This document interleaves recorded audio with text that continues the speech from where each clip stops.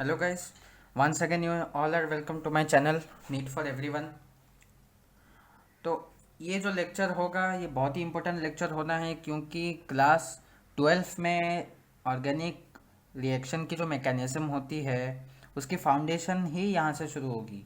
मतलब unimolecular nucleophilic substitution, इसके ऊपर पूरी एल्काइल हैलाइड की केमिस्ट्री इसके ऊपर खड़ी होती है। तो आपको ये रिएक्शन बहुत ध्यान से समझना है। अगर आपको मेरी आवाज़ ठीक से सुनाई अगर नहीं दे रही है तो मैं यही रिकमेंड करूँगा कि आप ईयरफोन यूज़ करें। ठीक है, अच्छा। तो चलिए हम लोग इसको शुरू करते हैं। इसको हम लोग कॉमनली SN1 कहते हैं, इसको हम लोग कॉमनली SN1 कहते हैं। इसका अदर नाम होता है यूनिमॉलिकुलर न्यूक्लियोफिलिक सब्स्टिट्यूशन। इसके इस कोड से आप पहचानिए। S का मतलब होता है सब्स्टिट्यूशन, N का मतलब होता है न्यूक्लियोफिलिक और 1 का मतलब होता है यूनिमॉलिकुलर। अब ये तीनों नाम के मतलब क्या है? सब्स्टिट्यूशन का मतलब आपको पता है। सब्स्टिट्यूशन का मतलब क्या हुआ कि रिएक्टेंट में जो सब्स्टिट्यूएंट थे उसको हमने चेंज कर दिया किसी अदर सब्स्टिट्यूएंट के साथ। ठीक है, मतलब कार्बन जितने बॉन्ड बना रहा था वो नंबर ऑफ बॉन्ड तो सेम रहेंगे, लेकिन जिनके साथ वो बॉन्ड बना रहा था वो अलग हो जाएंगे।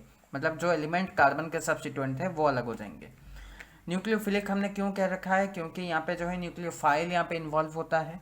ठीक है, यहाँ पे हम लोग देखेंगे कि यहाँ पे जो अटैक करवाता है, अटैक बेसिकली एक न्यूक्लियोफाइल अटैक करता है।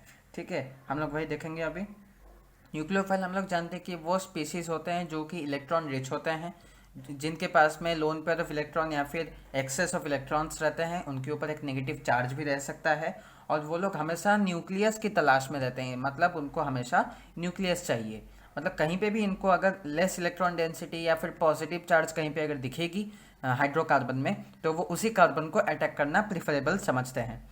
यूनिमॉलिकुलर मतलब यहाँ पे हम लोग बेसिकली रेट डिटरमाइनिंग स्टेप से हमें इसको थोड़ा रेफरेंस लेना पड़ेगा। यूनिमॉलिकुलर मतलब इसकी जो रेट होती है पूरी रिएक्शन की वो किसी एक ही स्पीशीज़ के ऊपर, किसी एक ही मॉलिक्यूल के ऊपर डिपेंड करती है। अब कैसे करती है मैं आपको पूरा डिटेल में समझाने वाला हूँ। चलिए, तो सबसे पहले हम लोग एक काम करते हैं, हम लोग एक बहुत बेसिक सा रिएक्शन पकड़ते हैं। फॉर एग्जांपल इथानॉल से हम लोग क्लोरो इथेन बना रहे हैं यूजिंग HCl। ठीक है, तो चलिए हम लोग इसको ज़रा देख लेते हैं। इथानॉल से क्लोरो इथेन, तो रिएक्शन कुछ ऐसा है। इथानॉल इथानॉल है और यहाँ से हम लोग बना रहे हैं क्लोरो इथेन।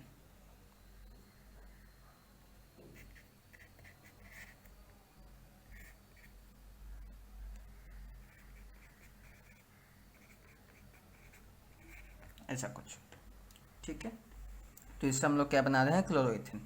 अच्छा, तो यहाँ पे बेसिकली रिएक्शन मैकेनिज्म की अगर हम लोग बात करें तो यहाँ पे रिएक्शन कैसे चलती है, यहाँ पे जो रिएक्शन है वो कैसे हो रही है, इसको आप ज़रा समझें ध्यान से। सबसे पहले क्या होगा कि HCl तो टूटेगा, ये किस में टूटेगा? H+ और Cl- में टूट गया। अच्छा, CH3CH2OH, ये हम लोग जब देंगे इसको, ये क्या होगा? ये आपके पास में इसका प्रोटोनेशन होगा। यही प्रोटॉन क्या करेगा? प्रोटोनेशन करवाएगा, तो ये कुछ ऐसा बन जाएगा।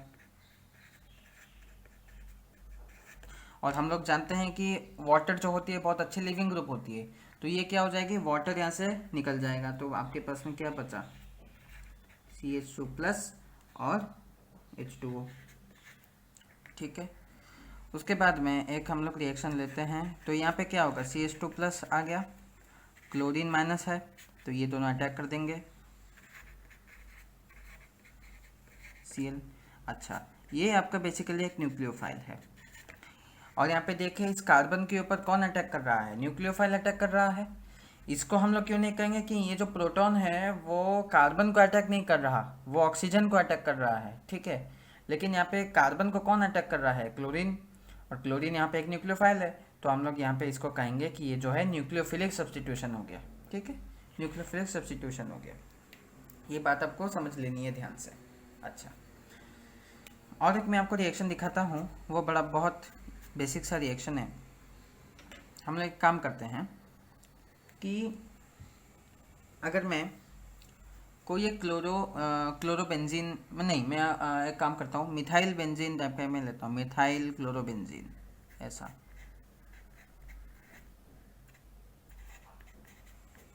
ऐसा ठीक है। उसके साथ में अगर हम लोग कोई हैलोजन एक्सचेंज करवाना चाहें, अगर हम लोग चाहते हैं कि कोई हैलोजन एक्सचेंज हो, या फिर हम लोग किसी न्यूक्लियोफाइल के साथ रिएक्शन इसका करवाना चाहते हैं, तो ये बेसिकली क्या होगा कि ऐसे बन जाता है कुछ रिएक्शन प्लस क्लोरीन माइनस। अब इसका हम लोग देखेंगे डिटेल में इसकी मैकेनिज्म कैसे चलती है। चलिए देखिए, सबसे पहले क्या होगा,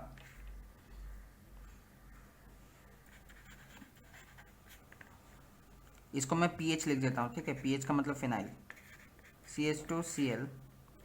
ये Cl जो है अपने आप टूटता है, अपने आप टूटेगा, ठीक है, spontaneous CH2 plus Cl minus. हम लोग जानते हैं कि ये जो मिथाइल कार्बोकैटायन है या फिर ये तो बेंजाइल कार्बोकैटायन है, ये बहुत ज़्यादा स्टेबल है क्योंकि ये रेजोनेंस में चला जाएगा बेंजीन रिंग के साथ, और ये क्लोराइड है। अब क्या हो जाएगा, प्लस CH2, ये सॉरी ऐसा है प्लस, ठीक है। उसके साथ न्यूक्लियोफाइल आएगा, यहाँ पे लगेंगे तो ये बन जाएगा PHCH2NU। तो आप यहाँ पे देख रहे हैं, यहाँ पे बेसिकली कितने स्टेप इन्वॉल्व हो रहे हैं, 2 स्टेप, ये स्टेप नंबर 1 और ये स्टेप नंबर 2, ठीक है। तो यहाँ पे हम लोग देख सकते हैं कि ये जो है, पहली बात तो पता चल गया कि ये जो रिएक्शन होगी ये 2 स्टेप रिएक्शन है। तो फर्स्ट स्टेप आपके पास में है formation of carbocation, second step हो गया अटैक ऑफ न्यूक्लियोफाइल। ये सभी चीज़ों को हम लोग समरी में एक जगह लिखेंगे, आप चिंता मत कीजिए।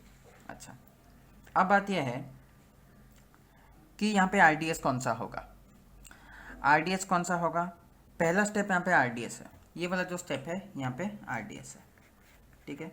क्योंकि ये जो ब्रेक हो रहा है ये स्पॉन्टेनियसली ब्रेक हो रहा है, इसको ब्रेक करने के लिए आपको सर्टेन बॉन्ड डिसोसिएशन एंथैल्पी की एनर्जी प्रोवाइड करनी पड़ेगी। तो ये रिएक्शन आपके पास में क्या हो जाएगा, थोड़ा स्लो हो जाएगा। सेकंड रिएक्शन फास्ट होगा, क्यों फास्ट होगा, क्योंकि न्यूक्लियोफाइल को एक्चुअल पॉजिटिव चार्ज दिख गया, तो पॉजिटिव और नेगेटिव के बीच में बहुत अच्छी अट्रैक्शन होगी, तो यहाँ पे जो है ये बॉन्ड बहुत इजीली फॉर्म हो जाएगा। लेकिन इसको इस बॉन्ड को ब्रेक करने में आपको बहुत सारी एनर्जी देनी पड़ेगी, ठीक है। अच्छा, ऊपर से ये जो रिएक्शन है, कभी कभी क्या होती है कि कुछ रिएक्शंस SN1 जो पाथवे फॉलो करते हैं वो रूम टेम्परेचर में भी हो जाते हैं। अब ऐसा रूम टेम्परेचर में ये रिएक्शन क्यों होता है, क्योंकि इस रिएक्शन में जो है सॉल्वेंट का बहुत इंपॉर्टेंट रोल है। अब क्या रोल है देखिए, इस रिएक्शन को करवाने के लिए हमें जो सॉल्वेंट चाहिए वो होता है पोलर प्रोटिक सॉल्वेंट। कौन सा सॉल्वेंट होता है वो, पोलर प्रोटिक सॉल्वेंट, ठीक है। पोलर का मतलब है कि उस सॉल्वेंट में जितने भी कोवलेंट बॉन्ड है उनमें पोलैरिटी रहनी चाहिए, ठीक है। इसका मतलब उसमें एक लो इलेक्ट्रोनेगेटिव एलिमेंट और एक हाई इलेक्ट्रोनेगेटिव एलिमेंट दोनों प्रेजेंट होने चाहिए, तभी जाके पोलैरिटी आएगी उस बॉन्ड में। और दूसरी बात है कि प्रोटिक कह रखा है, प्रोटिक का मतलब है कि उसमें प्रोटॉन रिच होना चाहिए, मतलब जो है उसमें प्रोटॉन डोनेट करने की टेंडेंसी रहनी चाहिए, या फिर प्रोटॉन रहना चाहिए, आप सिंपल ऐसे कह सकते हैं। तो यहाँ पे जो SN1 रिएक्शन करवाने के लिए जो सॉल्वेंट हम लोग प्रीफर करते हैं वो होती है पोलर प्रोटिक सॉल्वेंट। अब देखिए, पोलर प्रोटिक सॉल्वेंट में से सबसे जो पॉपुलर होती है वो होती है वाटर एंड अल्कोहल, क्योंकि वाटर में जो हम लोग जानते हैं कि हाइड्रोजन है, ऑक्सीजन है, वो दोनों बॉन्ड जो होते हैं वो पोलर होते हैं, और यहाँ पे प्रोटॉन तो है ही पहले से। अल्कोहल के केस में भी वही सेम ही चीज़ चल रही है कि यहाँ पे जो कार्बन ऑक्सीजन या फिर ऑक्सीजन हाइड्रोजन, ये जो बॉन्ड है ये दोनों बॉन्ड पोलर हैं, और यहाँ पे हाइड्रोजन भी प्रेजेंट है, तो ये पोलर प्रोटिक दोनों की यहाँ पे जो है यहाँ पे रिक्वायरमेंट दोनों ही फुलफिल कर रहे हैं। अब यहाँ पे जो है क्या होता है कि ये जो क्लोरीन जो रिलीज हुआ, इस क्लोरीन का क्या होगा कि सॉल्वेशन होगा। इसका मतलब क्या है कि क्लोरीन जो होगा, क्लोरीन वाटर मॉलिक्यूल से या फिर जो पोलर प्रोटिक सॉल्वेंट आपने जो लिया है उस सॉल्वेंट मॉलिक्यूल से क्लोरीन सराउंड हो जाएगा। इसका मतलब ऐसा कुछ होगा, क्लोरीन जो मॉलिक्यूल हमने लिया है, क्लोरीन मॉलिक्यूल वो यहाँ पे सराउंडेड हो जाएगा बाय वाटर मॉलिक्यूल्स, ऐसे। क्योंकि हम लोग जानते हैं कि वाटर मॉलिक्यूल में ऑक्सीजन क्या होता है, ज़्यादा इलेक्ट्रोनेगेटिव, तो उसके ऊपर क्या आ जाएगा, पार्शियल नेगेटिव चार्ज, और हाइड्रोजन के ऊपर आ जाएगा पार्शियल पॉजिटिव चार्ज। तो ये कुछ ऐसा हो जाएगा HOH ऐसे करके जो है, ऐसे करके क्लोरीन जो है वाटर मॉलिक्यूल उसको सराउंड कर लेंगे, ठीक है।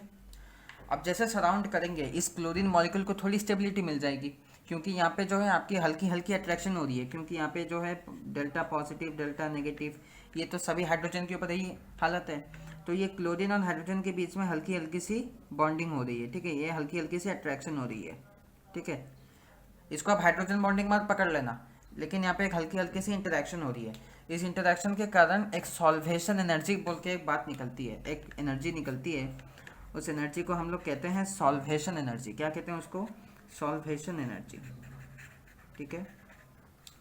यही सॉल्वेशन एनर्जी जो है, यही सॉल्वेशन एनर्जी इस प्रोसेस को वो हेल्प करती है। मतलब यही सॉल्वेशन एनर्जी जो है इस बॉन्ड डिसोसिएशन एंथैल्पी को बहुत हद तक कंपनसेट कर देती है, ताकि ये रिएक्शन जो है इजीली आगे बढ़ सकता है। तो आपको पहली बात समझनी है कि इसको हम लोग आरडीएस कहते हैं। देखो, अब तक हमने जो रिएक्शन सीखा, हमने अब तक क्या देखा?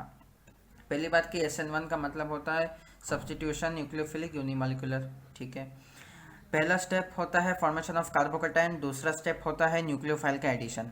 अच्छा, उसके बाद में पहला स्टेप को हम लोग आरडीएस कहते हैं। क्यों आरडीएस कहते हैं? क्योंकि पहली बात जो है, ये बॉन्ड को स्पॉन्टेनियसली ब्रेक करने के लिए सर्टेन एनर्जी चाहिए, तो ये सर्टेन एनर्जी की रिक्वायरमेंट होने के कारण इसको हम लोग आरडीएस कहते हैं। सेकेंड स्टेप को आरडीएस क्यों नहीं कहते? क्योंकि यहाँ पे एक्चुअल पॉजिटिव चार्ज और एक्चुअल नेगेटिव चार्ज के बीच में अच्छी अट्रैक्शन होगी, तो बॉन्ड फॉर्मेशन बहुत ईजी है। अच्छा, पहला स्टेप में जो बॉन्ड डिसोसिएशन एंथैल्पी है, उस एनर्जी को कंपेंसेट करने के लिए सॉल्वेशन एनर्जी यहाँ पे यूज़ होती है।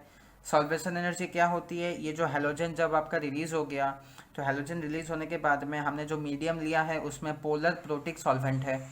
पोलर प्रोटिक सॉल्वेंट का जो प्रोटॉन होता है उसके ऊपर पार्शियल पॉजिटिव चार्ज होती है because of highly electronegative element which is oxygen in case of water. तो ये प्रोटॉन की क्या होगी? ये जो हैलोजन लिबरेट हुआ है यहाँ से, ये प्रोटॉन और हैलोजन के बीच में थोड़ी सी अट्रैक्शन होगी। अट्रैक्शन होने के कारण क्या होगा? एक एनर्जी रिलीज होगी, उस एनर्जी को हम लोग सॉल्वेशन एनर्जी कहते हैं, या फिर इसको इंटरैक्शन एनर्जी भी कह सकते हैं। ये सॉल्वेशन एनर्जी क्या हो जाएगा? सॉल्वेशन एनर्जी इस प्रोसेस को कंपेंसेट करेगा, mean solvation energy will be used up in breaking this bond, ठीक है। आपको ये बात समझ लेनी है, ठीक है। अच्छा, तो हमने कह दिया कि ये सब्स्टिट्यूशन है, न्यूक्लियोफिलिक है। अब यहाँ पे कहना है कि यूनिमॉलिक्यूलर क्यों है? इसको हम लोग यूनिमॉलिक्यूलर क्यों कहते हैं? क्योंकि अगर आप इसका जो रिएक्शन अगर आप रेट देखते हो, तो हम लोग जानते हैं कि रिएक्शन कोई भी आरडीएस रिएक्शन के बेसिस पे ही लिखा जाता है। जो हम लोग रेट लॉ इक्वेशन लिखते हैं, रेट लॉ इक्वेशन हम लोग तभी लिखते हैं कि आरडीएस स्टेप में कौन कौन से मॉलिक्यूल्स इन्वॉल्व हो रहे हैं रिएक्टेंट्स के साइड में, वही आपके पास में इन्वॉल्व होते हैं रेट लॉ इक्वेशन में। तो SN1 के लिए जो रेट लॉ इक्वेशन होता है वो बेसिकली होता है, इस रिएक्शन के लिए अगर मैं लिखूँ, इस रिएक्शन का जो रेट लॉ इक्वेशन होगा कि R will be proportional to concentration of the alkyl halide only, ठीक है, ये हो जाएगा। या फिर इसको हम लोग प्रोपोर्शनैलिटी कांस्टेंट अगर लगा दें, ये वाला, यही हो जाएगी आपकी ये वाली रिएक्शन, ठीक है। मतलब इसका रेट लॉ यही होगा। अब देख सकते हैं कि यहाँ पे रेट लॉ में कितने मॉलिक्यूल्स इन्वॉल्व हैं? एक ही मॉलिक्यूल इन्वॉल्व है। आरडीएस में भी एक ही मॉलिक्यूल आपका इन्वॉल्व है, इसलिए हम लोग इसको कहते हैं यूनिमॉलिक्यूलर, ठीक है। अगर आरडीएस में आपके दो मॉलिक्यूल इन्वॉल्व होते हैं तो हम लोग इसको बाई मॉलिक्यूल कहते हैं, बाई मॉलिक्यूलर कहते हैं। दो से ज़्यादा होते हैं इसको हम लोग मल्टी मॉलिक्यूलर कह देते हैं। लेकिन फॉर द टाइम बिंग आप ये यहाँ पे याद रखो कि यहाँ पे SN1 में जो है आरडीएस में एक ही मॉलिक्यूल इन्वॉल्व हो रहा है, तो वही मॉलिक्यूल आपके पास में अपीयर करेगी जब हम लोग रेट लॉ इक्वेशन लिखेंगे।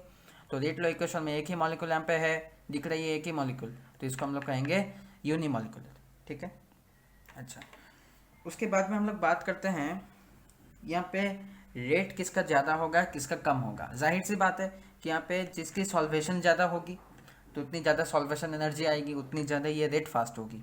अच्छा, दूसरा बात है कि कार्बोकेटाइन ये जितना ज़्यादा स्टेबल होगा उतनी फास्ट पहली रिएक्शन ये फॉलो करेगी, तो उतनी फास्ट रिएक्शन होगी। तो रिएक्शन की अगर मैं रेट की बात करूँ, रेट की अगर मैं बात करूँ तो सबसे ज़्यादा कौन होने वाला है? अगर सिर्फ मैं अल्काइल हैलाइड की बात करूँ तो सबसे पहले आपके पास में आ जाएगा बेंजाइल, फिर आ जाएगा एलाइल, फिर आ जाएगा 3 डिग्री, फिर 2 डिग्री, फिर 1 डिग्री, फिर उसके बाद में आ जाएगा मिथाइल, ठीक है। ये हो गया रेट के लिए। अच्छा, उसके बाद में मैं अगर बात करूं कि कौन सा अगर आप एल्केन लेते हो, कौन सा आयोडो एल्केन लेते हो ताकि रिएक्शन आपकी फास्ट हो। दूसरा हो सकता है कि मैं RI, RBr, RCl, RF। Simply factor यहाँ पे कौन है? Bond dissociation enthalpy. Iodine carbon को बॉन्ड को तोड़ना सबसे आसान है, तो यहाँ पे जो है रिएक्शन बहुत फास्ट हो जाएगी, जबकि फ्लोरीन कार्बन का जो बॉन्ड होता है वो बहुत स्ट्रांग होता है, तो उसके केस में जो होगी रिएक्शन स्लो हो जाएगी, क्योंकि अल्टीमेटली आपको पहले रिएक्शन में पहले स्टेप में ये जो हैलोजन है उसको आपको फ्री करना पड़ेगा। उसको फ्री करने के लिए कार्बन हैलोजन बॉन्ड को ब्रेक करना पड़ेगा। तो हम लोग किसके बेसिस पे कंपेयर करेंगे? बॉन्ड डिसोसिएशन एंथैल्पी के बेसिस पे कंपेयर हम लोग कर सकते हैं। ठीक है, ये बात समझ में आ गई होगी। अच्छा, नेक्स्ट हम लोग बात करते हैं कि ऑप्टिकल प्रॉपर्टी के बारे में। देखिए, ऑप्टिकल प्रॉपर्टी के बारे में मैं आपको यहाँ पे बता दूँ कि यहाँ पे जो होती है, दो फेनोमेना होते हैं ऑप्टिकल प्रॉपर्टी में। एक होता है इन्वर्शन, दूसरा होता है रिटेंशन। अब देखिए क्या होता है, मैं आपको ज़रा एक समरी में बता देता हूँ। दो प्रॉपर्टीज हम लोग देखते हैं, पहला होता है इन्वर्शन, एक होता है इन्वर्शन और दूसरा होता है रिटेंशन। ठीक है, देखो रिटेंशन हम इन्वर्शन किसको कहते हैं? इन्वर्शन में कहते हैं कि अगर प्रोडक्ट की जो ऑप्टिकल रोटेशन है वो रिएक्टेंट के ऑप्टिकल रोटेशन के ऑपोजिट है, तो उसको हम लोग कहते हैं इन्वर्शन। मतलब कि अगर प्रोडक्ट और रिएक्टेंट की मैं अगर बात करूं, ठीक है, इन्वर्शन कब कहेंगे? अगर रिएक्टेंट की रोटेशन एस है, प्रोडक्ट की आर है, या फिर रिएक्टेंट का आर है, प्रोडक्ट का एस है, तो इसको हम लोग कहेंगे इन्वर्शन। या फिर रिएक्टेंट का प्लस है, प्रोडक्ट का माइनस है, या फिर रिएक्टेंट का माइनस है, प्रोडक्ट का प्लस है, तो इसको हम लोग कह सकते हैं कि इन्वर्शन हो चुका है। रिटेंशन के केस में क्या हो जाएगा कि प्रोडक्ट और रिएक्टेंट दोनों का ही रोटेशन सेम है, ठीक है ना, product and reactant have same rotation, same optical rotation. ठीक है, ऑप्टिकल रोटेशन। मैं सिर्फ सेंस की बात कर रहा हूँ, सेंस की, मैं वैल्यू की बात नहीं कर रहा हूँ, क्योंकि अगर आप आप क्वांटिटेटिवली अगर देखोगे तो वैल्यू चेंज हो सकता है, लेकिन सेंस ऑफ रोटेशन सेम रहेगा। मतलब आर है तो आर ही रहेगा, एस है तो एस ही रहेगा, प्लस है तो प्लस होगा, माइनस है तो माइनस होगा। यहाँ पे रिएक्टेंट और प्रोडक्ट की ऑप्टिकल रोटेशन सेंस में कभी भी डिफर नहीं करेगी, लेकिन वैल्यूज़ में वो अगर आप एब्सोल्यूट रोटेशन देखोगे तो वैल्यूज़ वो चेंज कर सकती है। ठीक है, लेकिन आप सेंस अगर देखोगे, सेंस ऑफ रोटेशन, तो वो सेम ही रहेगा। ठीक है, तो चलिए पहले वाले रिएक्शन को हम लोग देखते हैं। अच्छा, जब ये कार्बोकेटन बना, यहाँ पे आप ध्यान से देखिए, जब यहाँ पे कार्बोकेटन बना तो इस कार्बन की कौन सी हाइब्रिडाइजेशन है? sp2। ठीक है, इसका मतलब ऐसा हुआ कि ये जो रिंग है, सॉरी ये जो कार्बन है, यहाँ पे हाइड्रोजन, यहाँ पे हाइड्रोजन और यहाँ पे फिनाइल। ठीक है, अच्छा यहाँ पे एक एम्प्टी p ऑर्बिटल है, इसके ऊपर पॉजिटिव चार्ज है। ठीक है, पॉजिटिव चार्ज है। तो क्या क्या पॉसिबिलिटीज़ है? इसको आप एक प्लेन के ऊपर पकड़ लो, इसको आप जो है एक प्लेन के ऊपर पकड़ लो।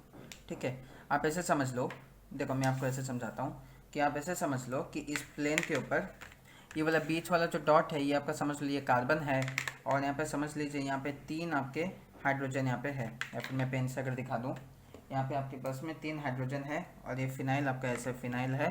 ठीक है, और ये आपके ये 3 है, ये आपके 3, ये 2 हाइड्रोजन है। ठीक है, ये 2 हाइड्रोजन है, और ये आपका फिनाइल ग्रुप है। ठीक है, अच्छा अगर मेरा ये जो स्केच पेन है, अगर ये स्केच पेन न्यूक्लियोफाइल है, तो क्या क्या पॉसिबिलिटीज़ हो सकती है? एक तो पॉसिबिलिटी ये है कि जो न्यूक्लियोफाइल होगा वो ऊपर से अटैक करे, ऐसे करके लग जाए, ये एक पॉसिबिलिटी है। या फिर दूसरी पॉसिबिलिटी है कि न्यूक्लियोफाइल जो है वो बोर्ड के नीचे से अटैक करे और वो नीचे से लग जाए। ठीक है, तो 2 पॉसिबिलिटीज़ हम लोग यहाँ पे देखेंगे। चलिए यहाँ पे कंटिन्यू करते हैं कि पहली पॉसिबिलिटी क्या बनी हमारी। पहली पॉसिबिलिटी बनी कि न्यूक्लियोफाइल जो होगी वो यहाँ से अटैक कर दे, या फिर वो यहाँ से अटैक कर दे। ठीक है, या फिर वो कहाँ से करे? यहाँ से अटैक करे। ठीक है, अच्छा तो इसको हम लोग कहते हैं फ्रंट साइड अटैक, इसको हम लोग कहते हैं अबव द प्लेन, या फिर फ्रंट साइड अटैक कहते हैं, इसको हम लोग कहते हैं फ्रंट साइड, फ्रंट साइड या फिर above the plane, above the plane attack. अच्छा, इसको हम लोग कहते हैं बिलो द प्लेन, या फिर बैक साइड, या फिर बैक साइड। ठीक है, आपको ये चीज़ हमेशा एक ध्यान में रखना है कि कभी भी फ्रंट साइड अटैक होगा तो फ्रंट साइड अटैक में हमेशा क्या होता है? रिटेंशन होता है। फ्रंट साइड अटैक में रिटेंशन होता है, और बैक साइड अटैक में इन्वर्शन होता है। ठीक है, बैक साइड अटैक में हमेशा इन्वर्जन होता है। तो यहाँ पे अगर आप देखेंगे कि मैं और एक एग्जांपल लेके आपको समझा दूँ। चलिए, अगर मैंने ऐसा कुछ एक मॉलिक्यूल लिया, क्लोरीन है और ये कुछ लग रहा है ऐसे,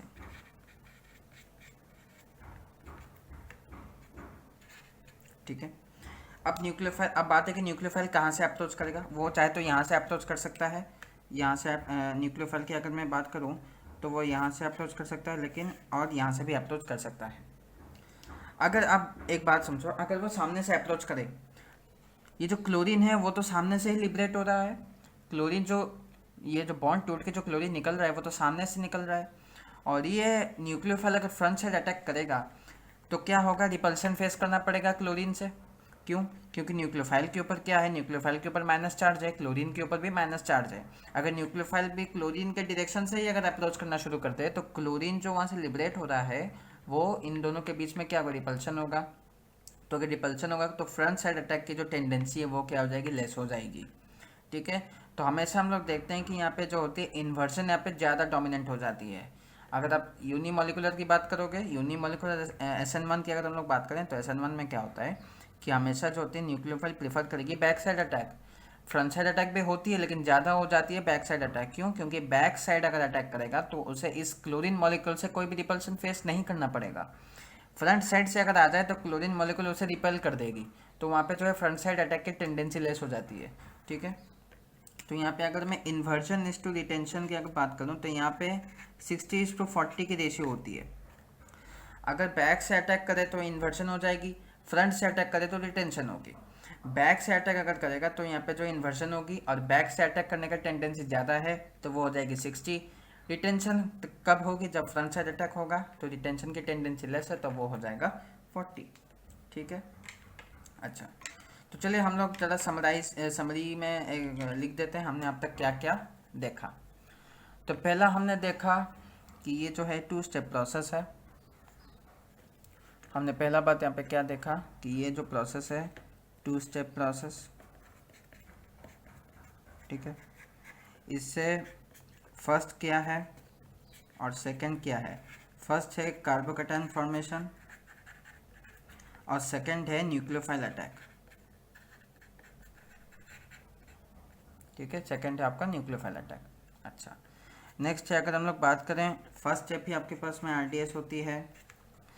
रेट क्या होता है, रेट होता है RX, मतलब यहाँ पे कोई अल्काइल हैलाइड है, इसको मैंने RX लिखा है इसलिए इसको हम लोग यूनिमोलिकुलर कहते हैं। ठीक है। अच्छा, उसके बाद हम लोग देखेंगे कि मोस्टली, इसको हम लोग कहेंगे कि मोस्टली इन्वर्जन। ठीक है। सम रिटेंशन, जैसे कि 60:40 का हमने कहा था 60:40 का जो होता है रेशियो। ठीक है। उसके बाद में रेट किसके ऊपर डिपेंड करेगा, कार्बोकैटायन स्टेबिलिटी एंड किसके ऊपर डिपेंड करेगा, carbon halogen bond dissociation enthalpy. यहाँ पे मैंने जो एक्स लिख रखा है ना, ये एक्स आपके पास में हैलोजन के लिए होता है। ठीक है। तो ये हो जाएगा carbon halogen bond dissociation enthalpy. ठीक है। अच्छा, तो ये कुछ चीज़ें थी, आपको ये चीज़ ध्यान में रखनी है। तो हमने आपको बता दिया कि यहाँ पे SN1 बेसिकली क्या होता है, और यहाँ पे जो कंट्रोलिंग फैक्टर होता है, कंट्रोलिंग फैक्टर आपका यही है, कार्बोकैटायन स्टेबिलिटी आपको मेन देखना है और ये बॉन्ड डिसोसिएशन एंथैल्पी आपको मेन देखना है। तो ये दोनों चीज़ आपकी कंट्रोलिंग फैक्टर हो जाएगी। तो ये हमने बात किया था, आज हमने बात किया न्यूक्लियोफिलिक सब्स्टिट्यूशन के बारे में, यूनिमोलिकुलर सब्स्टिट्यूशन आया था। ठीक है। तो आप इस चीज़ को ज़रा ध्यान में रखिएगा। यहाँ पे आपको हमेशा देखना है कि इन्वर्जन, रिटेंशन, ये चीज़ें आपको ध्यान में रखनी है। ठीक है। अच्छा, और एक इम्पोर्टेंट बात कि यहाँ पे हम लोग जो यूज़ करते हैं सॉल्वेंट, जो हम लोग यूज़ करते हैं ना, सॉल्वेंट बेसिकली होती है पोलर प्रोटिक सॉल्वेंट। यहाँ पे लिख देता हूँ मैं, जो सॉल्वेंट होती है ना, सॉल्वेंट होता है पोलर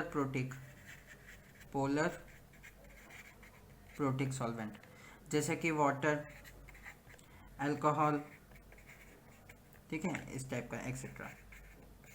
पोलर प्रोटिक सॉल्वेंट, ठीक है। आप एसिड भी कभी कभी यूज़ कर सकते हैं, लेकिन एसिड यूज़ करने पर एक दिक्कत क्या है कि एसिड अगर आप यूज़ करते हैं ना तो उससे पीएच जो होता है वो ज़्यादा चेंज हो जाता है। पीएच अगर चेंज हो गया रिएक्शन मीडियम का, रिएक्शन कंडीशन का, तो ये रिएक्शन कुछ और ही प्रोडक्ट दे सकती है, और वो प्रोडक्ट नहीं देगी जो आप एक्चुअली चाहते हो। तो हम लोग generally water and alcohol he use करते हैं। हाँ। अगर आपको ये वीडियो पसंद आई है तो इसको लाइक और शेयर ज़रूर कीजिएगा। Make sure that you share it to as many friends as possible, ठीक है। अगर आप चैनल पे नए हैं तो चैनल को ज़रूर सब्सक्राइब कीजिएगा, और अगर आपको कोई डाउट है कंटेंट के बेसिस पे तो आप मुझे कमेंट बॉक्स में ज़रूर लिख सकते हैं। कुछ अगर ऐसे टॉपिक्स हैं जिसमें आप डाउट फेस करते हैं या फिर आपको कुछ वीडियोस चाहिए तो वो उसके बारे में भी आप लिख सकते हैं कमेंट बॉक्स में। Till then keep studying and stay tuned.